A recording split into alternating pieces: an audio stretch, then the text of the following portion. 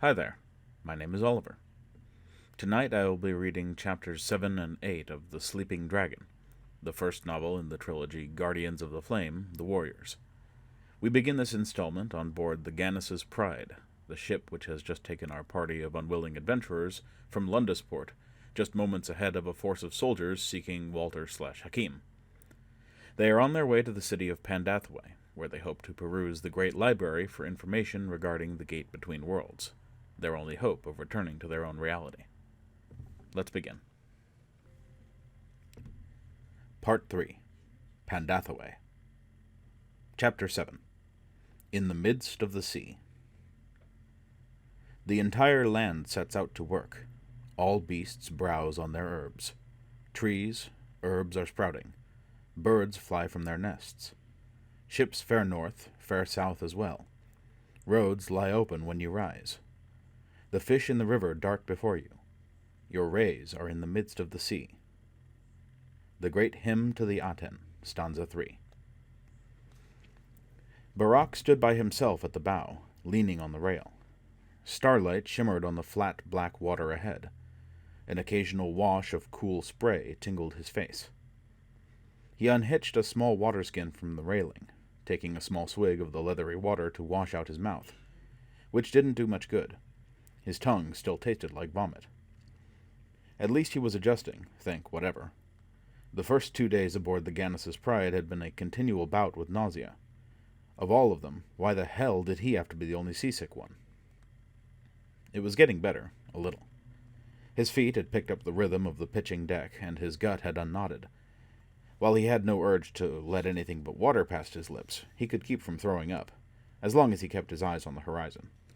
Sleep was impossible, except for a few brief snatches. A nap was an almost certain invitation to another battle with the dry heaves. He rubbed at the back of his neck. It could be worse. He could be dead. At least he was alone for a while, or as close to that as possible. The bow of the boat was long and slender. He could ignore the scurrying of feet on the deck and just watch starlight. Footsteps sounded behind him. Sandaled feet, walking over heavily. "Come to push me overboard, Walter?" The thief chuckled. "As I understand it, that might have been a favor yesterday, or the day before, to more people than you. On the other hand, I owe you my life. You think that letting your stupidity pass is a fair trade, Carl?" There was just a touch of emphasis on the name. He let it pass. "At least you're talking to me. The only other words I've heard from any of you during the 2 days we've been on this garbage scow were to the effect of, 'Don't throw up on me.'" He found himself shivering, so he picked up the blanket from between his feet, gathering it around his shoulders. Another night sleeping on deck, or not sleeping. Well, that was better than putting up with the stony silence of his so-called friends. Walter took a position at his side, joining in his staring campaign at the Cyric. He was back in his normal clothing, or lack of it, but the chill air coming across the water didn't seem to affect him. "You're getting off easy, Carl. You did a dumb thing. Two, actually, if Ahira wasn't exaggerating about your trying to strike up a conversation during the fight." "He wasn't, and I did know better. It was just that you were acting like Karl Cullinane when you should have been busy being Barak, if that makes any sense to you." Walter shrugged. "Which I hope it does. I think that's what killed Jason." He raised an eyebrow. "You're sure he's dead?" "Yeah. I heard his screams as I was running away." Walter shuddered. "Which makes me hope to God he's dead. We'll be lucky if he's the only one of us to die before we reach the gate." "If we reach the gate." "Right." Walter produced a piece of jerky, tore it in half. "Chew on it slowly, eh?" He stuck the other half in his own mouth. "Thanks." It wasn't bad, actually. As tough as a piece of old leather, but the flavor was rich and strangely sweet, reminiscent of hickory. Hardly salty at all. He suppressed that thought. Just the notion of salt made him gag. "But you didn't ask the right question." "I didn't ask any question. But what do you think the right one is?" "Try this. Should we try to find the gate?" He felt Walter's gaze, turned to see the smaller man staring quizzically. "Or hasn't that occurred to you?" A shrug. "It has, particularly an hour or so back. But never mind that. Tell me, how do your teeth feel?" Barack started at the non sequitur. "Huh? Your teeth. Your teeth. You know, the things you chew with? How do they feel?" "Well, fine, but..." "Oh." He nodded. "Right. The only dentistry they've got here is clerical spells, and that gets to be expensive. Magic isn't that common. I spent a bit of time pumping some of the sailors. There's one cleric in Lundesport, and he sounds to be about B-class, from their description. Pendathaway's going to be different, so I hear, but clerics and wizards will hardly be growing on trees even there." He sighed. "So if you decide to stay, you can say goodbye to medicine and dentistry, among other things. Bet your teeth rot right out of your head within a few years." "Among other things? Like football, for example?" He chuckled. "You that eager to stomp more quarterbacks?" "Yes, football too, as well as reasonably safe homes and streets. You can forget that if you stay here. And you can give up on any profession other than cutting people up. And you can probably count on not making it to old age." He cocked his head. "You may be a heavy-duty swordsman, my friend, but you're going to run up against somebody better, or luckier, if you stay in the profession." Barack sighed. Walter was right. Of course. He was just being contrary, still burning because the others were shunning him for talking that way to Doria. Not that she... "Don't get off the track. Remember the smell of that soldier's burning flesh?" He wrinkled his nose. "I didn't exactly have much of a profession back there. Andy was right. I've always been a dilettante." He stopped talking to chew on the jerky, keeping it slow, ignoring his stomach's protestations. "She isn't speaking to me either. I think she blames me for getting her into this." "You could be right." Walter took a final nibble and tossed his stub of jerky forward. "And I don't think Doria is exactly thrilled with you. She doesn't understand." He snorted. "And you do?" "I think so. I'm not sure your stupidity is your fault, though it damn well is your responsibility." Walter shook his head slowly. "When you talk about a woman's sexual habits, Carl, it's not exactly nice to make her sound like a public utility. You wouldn't have done that, say, a week ago, back on the other side. Hope you get over it soon." "What the hell are you talking about?" He didn't bother to keep the irritation out of his voice. Maybe being ignored was better than being nagged at. Nagged at by a thief who didn't have the slightest notion what it was like to be a warrior. The stupid... "Remind me to gamble with you sometime. I wish I could have read Doc's letter as easily as I can read your face." He scuffed a sandal against the deck. "Trouble with you, Carl, is that you spend too much time thinking like a warrior. To a warrior, everything is either a challenge or a reward, right?" "That's right." "Including, say, a woman? Now, wait. You wait. Hear me out. If a woman is supposed to be one or the other, it would stand to reason that one who sleeps around a lot isn't much of a challenge, no? And if anybody can have her, that isn't true for any woman I know, but let it pass. Then she isn't much of a reward either, eh?" "I didn't hear you." "Why don't you just leave me alone?" If he didn't, Barack could break him like a twig. Idly, he glanced down at the other's waist. Walter wasn't even wearing his knives.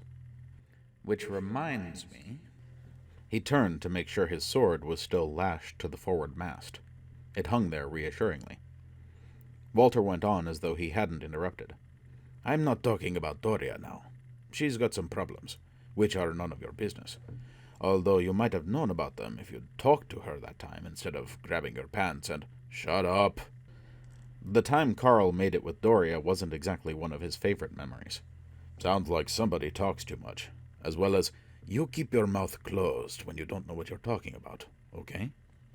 Walter glared up at him. "Now, as I was saying, consider this. Maybe, just maybe, there's nothing wrong with a woman, or a man for that matter, having sex with somebody she likes for her own damn reasons, not yours. And not because it's a reward, but just because she wants to." "So?" He rubbed at his eyes. It was confusing. To his Carl self, that sounded reasonable, even obvious. But to Barack, it was absurd. Worse, immoral, and, So if you try thinking of Doria as a person instead of as a community facility, maybe you won't make such an ass of yourself again. Walter smiled. Or not over that, anyway. Thanks a lot. He put all the sarcasm he could muster into his voice. But I don't remember asking you to come over and tell me what a jerk I am. Why the hell are you bothering me? The thief considered it for a moment. 2 reasons. I'll reserve one for the time being, but the other is kind of complicated. Part of it is that I owe you. I kept slipping in and out of consciousness the other night, but I do remember you stopping one of those bastards who was after my blood. Walter toyed with the spot on his shoulder where the knife had been. Even the scar was gone now. But mainly it's that it seems to me you've got one hell of a lot of potential. You use it right, and you can be one fine human being, Carl Cullinane. Barak smiled. And if I don't? Depends on the situation. Walter's smile was icy. I care about Doria. Maybe I couldn't take you in a fair fight. But you hurt her like that again. You damn well better make sure you never turn your back to me. Ever. Understood, my friend? There was no trace of sarcasm in that last. Barak shook his head. He didn't understand Walter. He never had. Football hero Walter Slovatsky could have had practically any woman on campus, and frequently did. But why Doria? Why Doria? Walter echoed his thoughts. I tell you, we've got to get to a poker game once we get back. He chuckled, then sobered. Because I know more about her than you do. Remind me to tell you about it the next time I'm into breaking confidences. How about right now? Well, Walter shrugged. As long as you understand you have to keep your big mouth. There you are. Walter, Oh. Andy's voice cut off as if someone had thrown a switch. Possibly her eyes hadn't adjusted from the lighted cabins below, spotting Hakim's light skin and white trousers before she had been able to see Barak, wrapped in a dark blanket, concealed in shadow. Walter waved her away. I'll be back down in a minute. Then you told him you didn't. He didn't tell me what. Barak turned. She was barefoot, wearing only a loosely belted silken robe, probably borrowed from Gannis.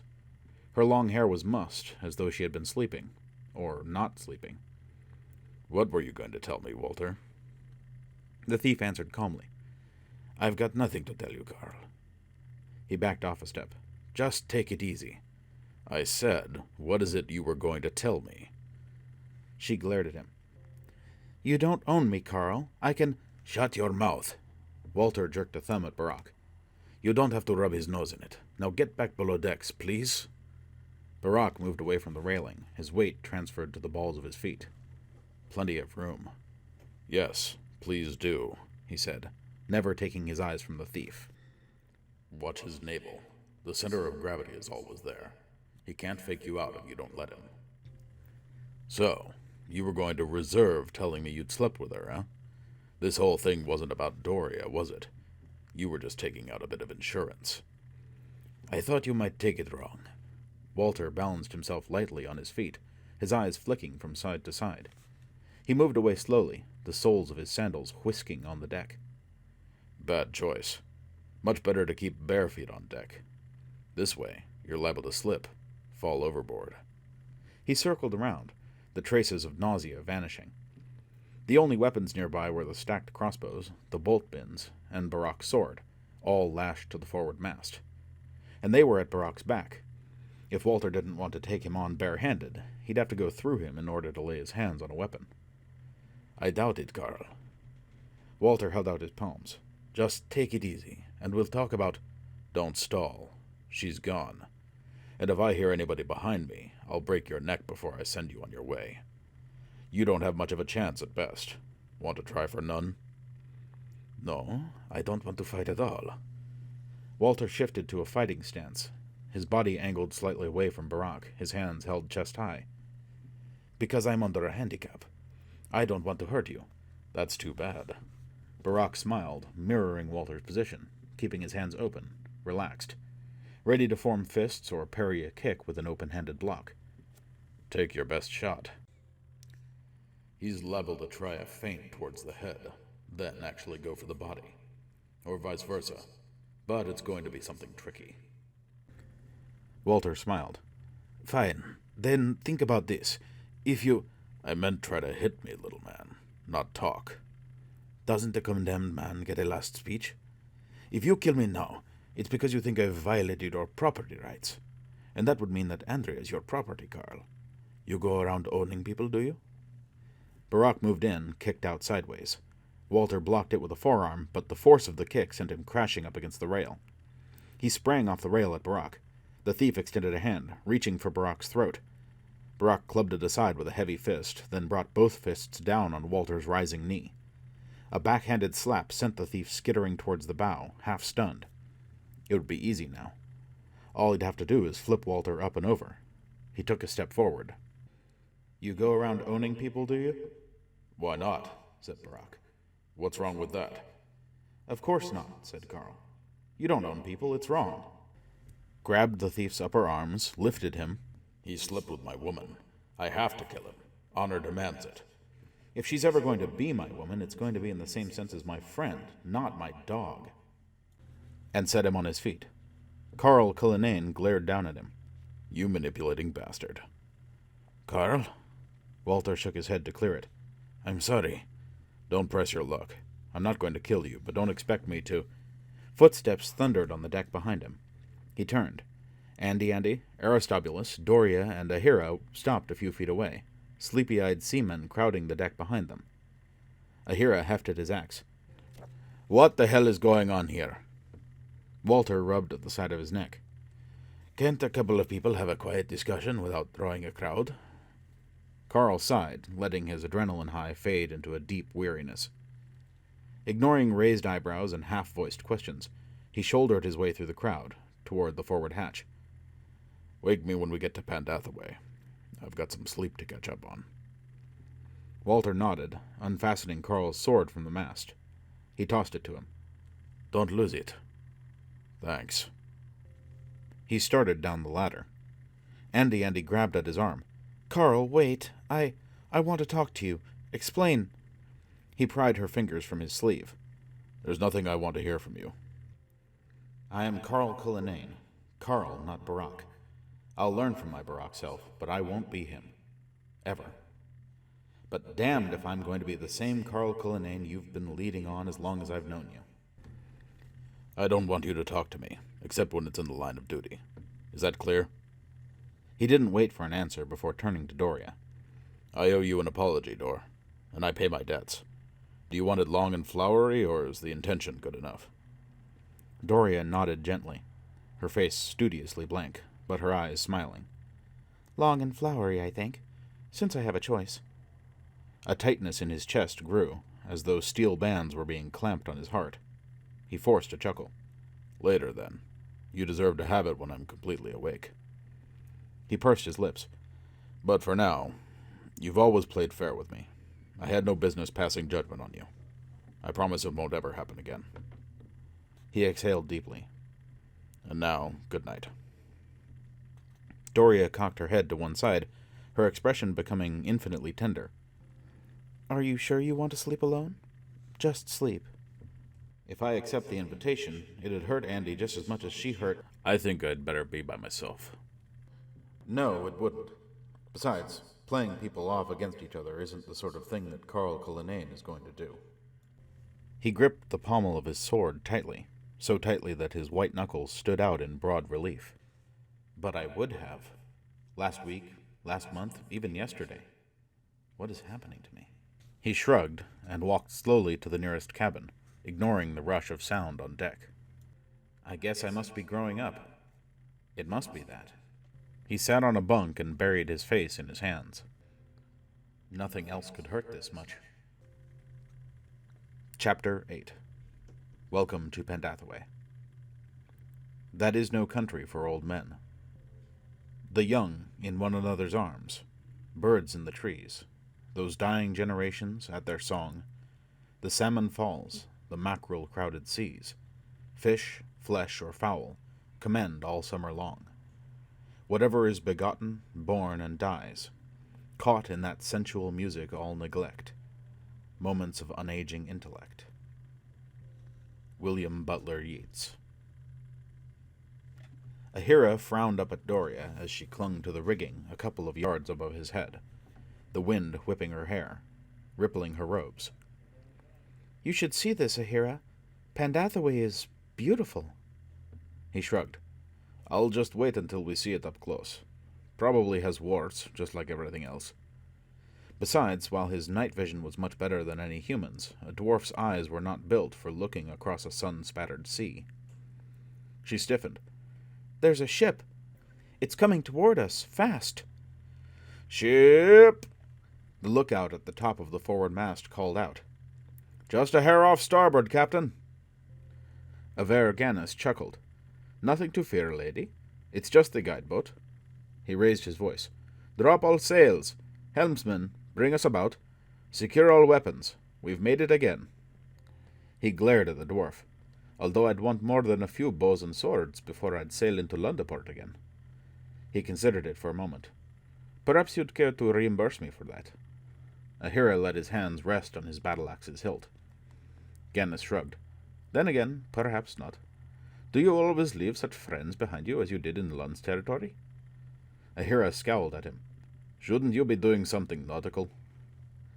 Gannis laughed, reaching out a hand, then thought better of it, letting his arm drop by his side. It would waste my time and effort. That's what the guideboat is for, to bring us in. You can't do it? Doria asked, lowering herself carefully to the slowly rolling deck. I wouldn't want to try. Can you see? No, you'd have to know what to look for. With an easy familiarity, he put an arm around her shoulder, a blunt finger pointing shoreward. See that darkening in the water, right? His finger wavered, then stiffened. There. Yes? It's a sparling, metal-tipped, it is. Lead, I think. Sunk solidly into the bottom, canted outward. There's thousands of them in the harbor. They'd gut the Pride and sink us, were I foolish enough to try to dock without a guideboat. He leaned against the forward mast, idly twirling the end of his pigtail around his fingers. Can you imagine what a prize Pendathaway would be for pirates? Not that it'd be easy to take, but the Guild's council doesn't like to take chances. Particularly the wizards. They want Pendathaway to be absolutely safe for them. Anyone trying to sail into the harbor without a guideboat is asking to die. A crooked grin flickered across his dark face. Besides, it's another way for the council to make a few extra gold. Not that they need it. Ahira looked up. What are you talking about? Gannis chuckled. Oh, this is your first time in Pendathaway. You'll see. He walked over to the railing as the guideboat braked smoothly, then swung around so that its high, broad stern was a scant few yards from the port side of the Gannis's Pride. Hakim coughed discreetly behind him. Ahira turned. How the hell is that thing moving? The thief's brow wrinkled as he looked at the smaller, stubby craft. I don't see any oarports, and if there's a mast and sail, they're both invisible. As crewmen slid a gangplank from the guideboat to the Pride, Ahira moved to the rail. Under the water, dark shapes crowded around the guideboat's tubby hull. He blinked twice, then squinted, trying to make out their forms. Could they be Silkies? Hakim breathed. They've got Silkies chained to the hull. Joining them at the rail, Andrea frowned. Silkies? Ahira nodded. Silkies. Sort of were-seals. Except in seal form, they're big, about the size of sea lions. In our world, they're mythical. Probably the myth came about the same way dugongs were thought of as mermaids. Or maybe not, and maybe mermaids weren't as mythical as he'd always thought. Slippage between the universes wasn't limited to humans, and it could happen in both directions. Both ends of the plank were made fast, as the guideboat's crew gathered on deck. 50 or so humans in heavy, center-ridged breastplates, their bows strung and arrows nocked, although the bowstrings weren't drawn, and the arrows weren't quite pointed at the Gannis's Pride. From the stern of the guideboat, a tall, slender man in a silvery tunic stepped lightly across the gangplank, not bothering to touch its low rails, as he made his way quickly to the rail of the Pride, then dropped lightly to the deck. He was followed by 2 hulking swordsmen, who made their way across more carefully, walking in a half-stoop, hands clinging to the gangplank's railing. Gannis walked up to the slim man and bowed deeply. Andrea shook her head. I wouldn't want to just bounce across, not while wearing that much metal. If he'd missed, he would have sunk like a stone. Barak, No, he'd said to call him Carl. Carl snorted. He's an elf. See the ears? There's as much chance of his missing a jump as there is of you. Ahira cut him off. Enough. He turned to Hakim. How do they manage to keep the Silkies chained? Seems to me all they'd have to do is revert to human and slip out of the collar, no? Hakim nodded knowledgeably, as though to say, anything to keep those two from going at each other, eh? I can think of a couple of ways. For one thing, say the transformation takes a few minutes. Any of those archers could put enough bolts into it. When it's in human form, it'd be a fine example to the others. A couple of ways, you said? He nodded. Yeah, maybe some of the Silkies have wives, husbands, or children. Don't think I'm going to like these people a whole lot. Particularly if they find out what your specialty really is.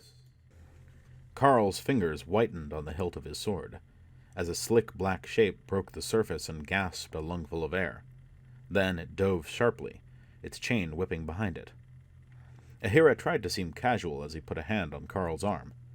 What's bothering you? This. He pointed his chin at the guideboat. I've half a mind. Exactly. At best. We don't buck local customs. Ahira forced a chuckle. What were you thinking of? Diving overboard, sword in hand? This your week to play Abe Lincoln? Carl cracked a weak smile. More like a human pincushion. Right. He jerked a thumb at Gannis and the elf, who were quietly examining a series of parchment sheets, almost certainly cargo manifests. I read this as a customs inspection. You?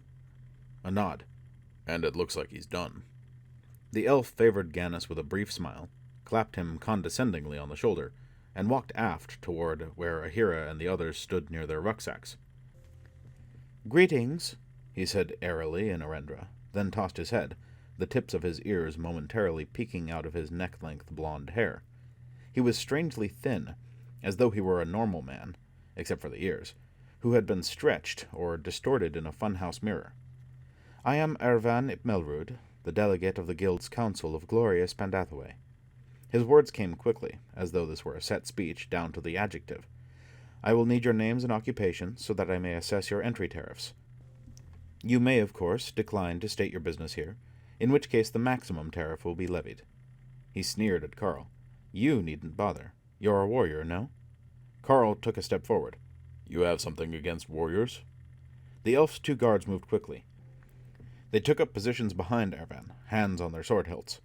Over on the guideboat, 50 bows swung into line. Stand easy, Carl. Ahira snapped. Carl stepped back. The elf chuckled, shaking his head, then leaned against the railing, supporting himself on spread-fingered hands. He nodded lightly. The guards and bowmen relaxed. Personally or professionally? Ervan responded to Carl's question as though there had been no interruption. Not that it matters. It is the policy of the Council to allow free entry to warriors, provided they agree to participate in the games. He shrugged. Not that we need to enforce that. You professional killers seem eager enough to win large purses at little risk. Raising a slim eyebrow, he smiled. I take it you claim to be a swordsman, a true master of the blade, no doubt. Ahira never saw Carl move. One moment, the big man was just standing there, his scabbarded sword in his hand. And the next, the tip of his blade had snicked out a chip of wood from the railing, from between the middle and ring fingers of the elf's left hand. As the guards went for their own weapons, Carl slapped their hands with the flat of his sword, then returned it to its scabbard, all in one smooth motion. He leaned it against the mast, then folded his arms across his chest. So I claim. He stroked at his beard. Hakim here is even better. He taught me everything I know. He would have gotten both your fingers instead of missing as I did. Try him. Ervan glared at his two guards as they stood sheepishly, swords half drawn. He held up a shaky hand. No need at all, friend. Carl. And yes, I know of the games. Hakim, Ahira, and I will be happy to attend. The elf nodded, fidgeting. Ahira suppressed a chuckle as Ervan moved away from the rail. It seemed that the elf was eager to finish. But it didn't take much to suppress laughter. Ahira followed the elf's gaze sideways to the deck of the guideboat. Had Carl been just a touch slower, they might all well have found themselves filled with arrows. Ervan spoke quickly. And I take it that the others of you are 2 wizards and a cleric? That will be a total of 3 gold pieces and 7 silver, if you please. Clearly, the elf had no desire to spend any more time than necessary standing next to a human crazy enough to risk becoming a pincushion in order to make a point. But Carl's action hadn't been wise. Not at all. A bit of discipline was in order. Pay the nice elf, Carl. You sure, Ahira? Certain. The dwarf kept his face serious. I'm sure that friend Ervan is eager to get back to his boat. And antagonizing a customs official further didn't make any sense. And I, for one, have no desire to spend any more time in the hot sun. I take it we will find good taverns near the docks? Ervan nodded quickly. Quite good. All the inns in Pendathaway are superb, friend Ahira. Much wine. Good wine. Cautiously, he held out a palm, keeping it near his body. Carl lumbered over to him, smiled at the guards, and paid. Carl and the rest followed Ahira into a side street off the docks. The street opened into a cobblestone courtyard, surrounded by 2-story buildings, white marble houses curved to accommodate the courtyard, and the fountain in its center. The stones were hard under Carl's sandals, and his legs had grown used to the rolling of the pride. He was glad when Ahira called a halt. Carl dropped his rucksack and leaned his sword against the fountain's rim, taking a moment to smile at the 2 dolphin sculptures spouting water into the breeze. He smiled as he wiped the spray from his face. The dolphins seemed to smile back as they stood, frozen in mid-leap. I like that. The dwarf scowled. Business first. Then, if there's time, you can rubberneck all you want. Doria spoke up. That's unfair, Ahira. We've got time. She smiled at Carl. Plenty of time. Walter took a knife from the sheaths at his hip and flipped it end over end, catching it absently as its hilt thunked into his palm. Matter of fact, I think friend Carl is owed a thank you. His mouth quirked into a smile. He took 2 more, juggling all 3 knives in a steady, effortless flickering of steel. Without that diversion, I wouldn't have been able to pass as a warrior. A juggler, maybe, he said, picking the knives one by one out of the air and replacing them in their sheaths. But not a swordsman. He patted at his scimitar. I can't use this damn thing worth shit. He stood. But you're right. Let's find ourselves a place to stay, then go exploring. Exploring? Aristobulus hissed. What we have to do is find the great library and... How about getting something to eat? Carl quashed his own resentment at the way the dwarf had snapped at him. Everybody shut up. Ahira's in charge, and he's talking. Ahira rewarded him with a puzzled nod. Fine. But first of all, what is this about the games? I don't remember you telling me about it. Them. Whatever. But the dwarf was right. He hadn't said anything about the games. Carl scratched at his ribs.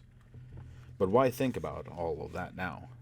What he really needed was a bath and some sleep, on safe, dry, unmoving land. No, don't let yourself get lazy now. He hadn't remembered, not until the elf had mentioned the games. It was the same problem he'd been having, ever since they landed on this side. Memories of things he'd known back home were irregular, elusive. When he could remember something, it was reliable. But it was much easier to think like Barak, be the swordsman. No. Sorry, I didn't remember. Wonderful. Andy glared at him. And what else don't you remember? He forced himself to ignore her and spoke to Ahira. If it's as Dayton said, then the council likes to encourage the best warriors to stay around, to stay in Pendathaway. Some are hired for the local police force. Helps to keep the city a nice place to be. As for the rest, well, having the best around keeps up Pendathaway's reputation as the place to buy or hire anything, anybody. For wizards or clerics, there's no problem. There's always good paying work.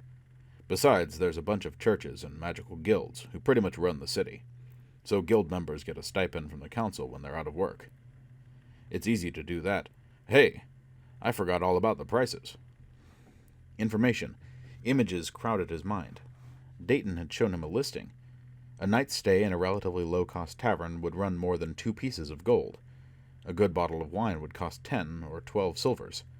And if it was full, it'll cost us at least a gold piece, each, just to get into the library. And that won't include... He curled his fists in frustration. What wouldn't it include? It was just on the edge of his mind. But he couldn't think of it. That was... Easy, Carl. Andy held his arm, then visibly remembered she wasn't speaking to him. She turned away. Relax. Walter smiled at him. You were telling us how they managed to keep mercenaries around. Right. Since there isn't much work here, they put on games. If you're good enough, you can support yourself in the once-a-10-day ones, if only just barely.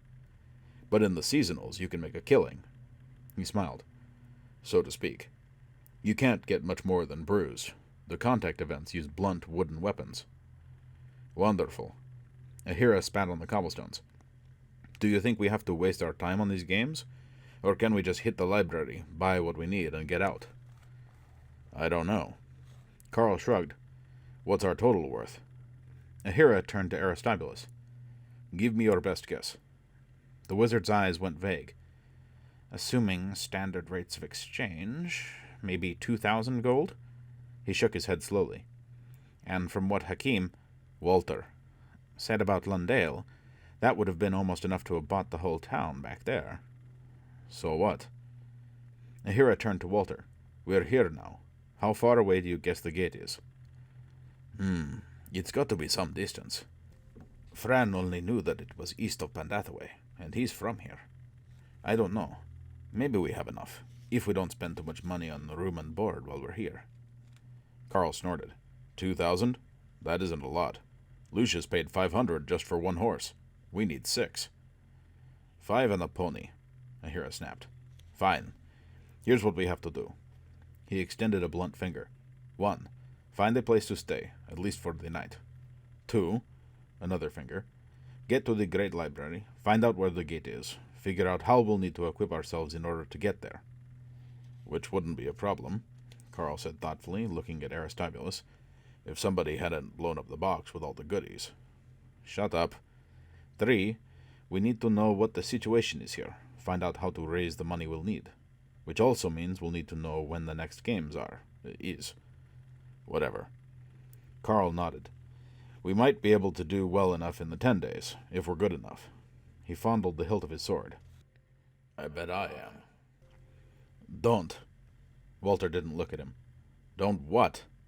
Don't be sure you're good enough. Damn you, just because I got a bit sloppy that first time. It isn't that. Think it out. The thief's expression proclaimed that Carl wasn't going to like it. We're all G-class or so, right? Right, but if that corresponds to the way things work, as it seems to, then you think we're pretty much up there, right? Carl thought as hard as he could. If you don't stop reading my mind, I'm going to break some bones. Making sure that his face showed what he was thinking. Well, Walter went on, we aren't pretty much up there if they've got the best warriors in this world in Pendathaway, are we? We might be big fishes in... Carl smiled and held up a hand. It had been a long time since he'd been able to outthink Walter. You think it out. Look, what would a really high-level fighter do? Go around looking for work? Hell no. They gather followers, claim some land, either dragging in peasants to farm it or using locals. There's not going to be a whole lot of folks as good as we are, as good as I am, who are still wandering around trying to build a name. Maybe we'll have to deal with a local champion or two, but not more than that, right? Not bad, Carl. Not bad at all. Ahira rapped his axe hilt on the fountain's rim. Enough. I came up with 3 things we have to do. Anybody else have a 4th? No. I don't. I want to see about finding myself a tavern girl. It's been... Walter trailed off at Carl's glare. Sorry. As I was saying, Ahira went on, there are 3 things to do. Since this is a safe city, we'll split up into 3 groups. I'll take the library, but I want one of you literate types with me. Andrea? Wait, Aristobulus snapped. I need to... Fine, you instead, since she hasn't used a spell yet. Andrea smiled. I've only got 3. I haven't wanted to waste them. But if you need somebody put to sleep, or charmed, or want me to disappear... Right now, Carl thought, there isn't much I'd like better. That last could be useful, if we need a bit of extra money, no? True. Ahira raised an eyebrow. Your charm spell. Think you can get us a decent rate for lodging with it? Maybe. You want me to see to the rooms? Fine. You take the thief with you. I won't be jealous. I won't. I'm just going to... Walter shook his head. I'd rather go look around. I'll keep an eye on Carl and Doria. Andrea should be able to handle the innkeeper by herself, no? Okay. Why don't you get going? Meet the rest of us back here, say, at sundown? She nodded and left, her sandals slapping against the cobblestones. Ahira turned to Carl. You three are to stay out of trouble, understood? I just want you to find out where the games are, get an idea of the prices of things like horses and supplies, then meet us back here. No fights, and make damn sure that there's no stealing. We won't have another Jason, yes? Good. While Walter was his best friend, Ahira was too smart to leave the responsibility of seeing that he didn't steal with him. I'll watch him. And he'll watch you to make sure you don't pull another stunt like the one you did with the elf. He picked up his 2 rucksacks and beckoned to Aristobulus. See the rest of you at sundown. In case somebody misses it, everybody else stays put. The dwarf beckoned to Aristobulus, and both of them walked away. Walter waited until they had vanished into an alleyway beyond the fountain before turning to Carl. Beer? He smiled. Just 1 or 2. Of all the irresponsible... No. No more knee-jerk reactions. I guess 1 beer wouldn't hurt any. Carl shrugged. And I could use a drink at that. Doria? She looked up at him sadly. You never asked me out for a drink before, Carl. Her hand stole towards Walter's. I couldn't turn you down, even if I wanted to. She gripped Walter's much larger hand with shaking, white-knuckled fingers. Great. Maybe I'd better have that talk with Walter, and soon. This is getting too damn complicated. The 3 armored guardsmen at the top of the broad stone steps nodded in unison at Aristobulus, then glared suspiciously down at Ahira. The dwarf forced himself to keep his hands at his sides, although his palms itched to feel the smoothness of his axe's handle. Probably this was just the guard's professional demeanor, but perhaps there was more to it. Dwarves were not renowned as scholars, and Ahira's presence might have excited their professional suspicions. If he didn't keep cool, that could lead to a fight. And 3-on-1 would not be something Ahira would look forward to, not even after going berserk. Besides, it wouldn't be just 3-on-1. These guards were wearing the same center-ridged breastplates that Ervan's guards had worn. Patently, they were part of Pendathaway's police force, or whatever passed for such. They had seen similarly equipped men on their way towards the library. There would be, easily, 6 within shouting distance. The largest of the 3, a pale-skinned man with a heavy brow and a small, sharp nose, gestured with his spear. What are you doing here? Aristobulus raised an eyebrow. The guard lowered his spear and touched his free hand to his forehead. Your pardon, I was addressing the dwarf, sir. At the wizard's sideways glance, Ahira nodded slightly. Best to keep the guards thinking that Aristobulus was in charge, since they were treating him respectfully. The dwarf, Aristobulus said, would like to use the library. As would I. Is his coin not good? The wizard smiled thinly. A chuckle. It had better be, sir. The last one trying to get counterfeit coin past the librarians found himself full of arrows. He turned to the guard at his left. Chala, take the dwarf's packs and weapons. Everything except his pouch. Through yellow teeth he grinned at Ahira. That you are going to need. The guard bowed slightly at Aristobulus. If you and your companion will come this way. What do you want with my pack, and... We can't have you taking anything out of the library, now can we? Ahira lowered his 2 rucksacks to the broad stone steps, then handed his crossbow, flail, and battle-axe to Chala, holding back a grin as the man staggered under the load. You will make certain that nothing of mine walks away? You must be new to Pendathaway. Chala panted through gritted teeth as he led the 2 of them through the entrance, past the open oak doors. The doors were massive, towering easily 10 times Ahira's height, inlaid with gold and silver tracings. We're under oath to the library. An accusation even would put us out on the streets, at least until it was decided on. He set Ahira's gear down on top of a pile of other goods, swords and bows, sealed boxes and mesh bags. But don't get any notions, dwarf. A suspension would give us plenty of time to find whoever accused us, and take our pay out of his small hide. Do you get my meaning? The entrance foyer of the great library of Pendathaway was a large, bare room, illuminated only by spears of golden light from tiny, fist-sized windows high above, only a few feet below the junction of the stone walls and the ceiling. Below the windows, a wooden walkway ran the length of the front wall. No, not windows. Those were aeroports. Whoever had designed the library had provided for its defense. Their sandals scuffed against the floor as Chala led them toward the rear of the room, with its 2 exits. One was a small archway leading into a lamplit corridor. Ahira started towards it, stopped by Aristobulus's tug on his sleeve. "That is my entrance," the wizard whispered. "Glyphs over the doorway. They say, roughly, 'If you can read this, pass in safety.' I'll see to my needs, then locate you." Without waiting for an answer, Aristobulus stepped briskly toward the archway and walked through. As he did, a bare glimmer of red outlined his body, then faded as the wizard walked quickly out of sight, not looking back. "I'll have to discuss this sort of thing with him later," Ahira thought, idly toying with images of bashing Aristobulus's head against a wall. Until they reached the other side, they were all in danger. Walking away without consulting him was not going to be repeated, by anyone. Chala brushed Ahira toward the other exit, where a bored, white-bearded human sat behind a door made of thick steel bars, reading a leather-bound book. With a deep sigh, he closed the book and raised his head. "What is it?" Chala jerked himself to a semblance of attention. "The dwarf is here to use the library, sir. At least that's what his friend said."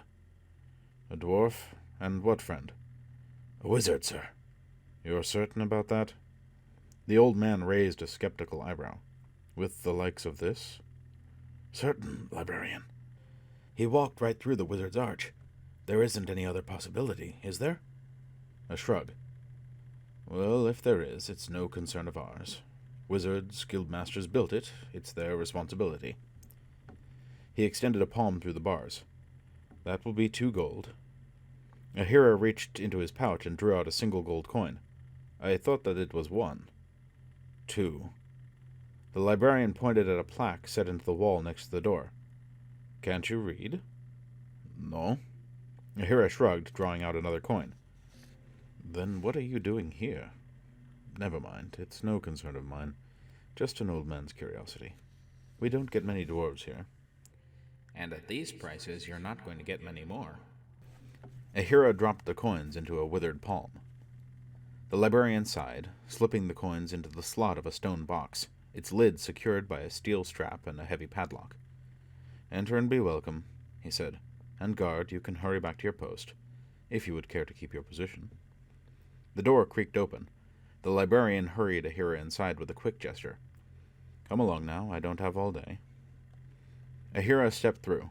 The room was small, but tightly packed with bookshelves and scroll racks, labeled and unlabeled tomes exuding the pleasant reek of old paper and aged parchment. Beyond the farthest stack, an open doorway gave him a glimpse of a marble-floored corridor. The librarian seated himself on his high-backed chair and folded his hands on his lap. "Well now, why are you here? You can't read, and that is none of your business." An explanation was out of the question. Ahira wasn't sure how they treated the supposedly insane here, but he was damn sure that he didn't want to find out firsthand. "Very well," the old man sighed. "But your insolence is going to cost you. Another gold, please." Ahira took a half-step forward. "I could break you with—" The man gave out a piercing, pursed lips whistle, rewarded instantly by the thumping of feet in the corridor. Within seconds, Ahira found himself at the focus of an arc of 5 crossbowmen, weapons cocked and aimed at his head. "And that will be enough of that," the librarian said. "I am Calusius, junior librarian. You will address me either by my title or simply as Sir, and always, always with respect. Is that understood?" "Yes, sir." Calusius gave him a sour smile. 1 gold for insolence, plus another for the information is 2, please." "Information?" Calusius didn't seem to hear him. "Sir?" "My name and title, fool." He held out his palm and accepted Ahira's gold, dropping 1 coin into the box, the other into a fold of the yellow sash at his waist. Calusius steepled his hands in front of his chin. "And now, what can the great library of Pendathaway do to serve you?" Ahira scowled. "I am afraid to say. How much will the answer to the question cost me, librarian?" "Junior librarian, which is why I'm on greeting duty." He turned in his chair to face the bowman. "You may go now. I think our customer is learning proper deportment." As the bowman shuffled off, he turned back to the dwarf. How much it costs depends on what you wish to know. I assume that you'll need an apprentice to read for you. That will be 3 gold, for his services until the close of the library today." He raised a warning finger.